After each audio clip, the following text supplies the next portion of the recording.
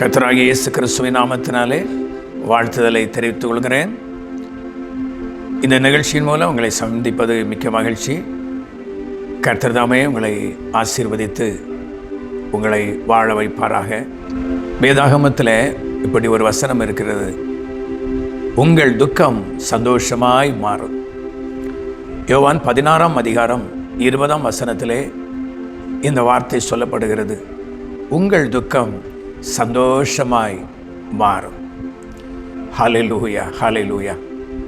இன்றைக்கு மனுஷனுடைய வாழ்க்கை முழுவதும் துக்கத்திலே வாழ்ந்து துக்கத்திலே மடிகிறான், துக்கத்திலே வாழ்ந்து துக்கத்திலே நித்திரைக்கு போகிறான், துக்கத்திலே நடந்து துக்கத்திலே வேலை செய்கிறதை அன்றாட வாழ்க்கையிலையும் ஒரு சமாதானம் இல்லாமல், உள்ளத்தில் ஒரு நிம்மதி இல்லாமல் மனுஷன் வாழ்ந்து கொண்டிருக்கிறான். அப்படிப்பட்ட வாழ்க்கையிலே மனுஷனை படைத்த தேவன் நமக்கு வாக்கு கொடுக்கிறார், உங்கள் துக்கம் சந்தோஷமாய் மாறும்.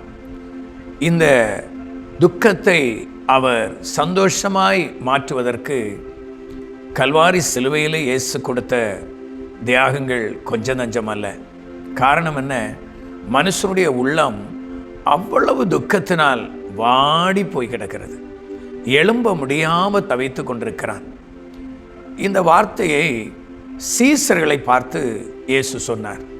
காரணம், அவர் சிலுவை பாடுகளையும் அதனால் வருகிற நெருக்கங்களையும் அவர் சொல்லிக்கொண்டு வரும்போது சீசருடைய உள்ளங்கள் துக்கத்தினால் நிறைந்து அவர்கள் முகமே ஒரு துக்க முகமாய் காணப்பட்டு, அப்படிப்பட்ட ஒரு 3.5 ஆண்டுகள் இயேசுவோடு சந்தோஷமாய் அற்புதங்கள் நடக்கும்போது அதை பார்க்கும்போது எவ்வளவு சந்தோஷம் இருக்கும்.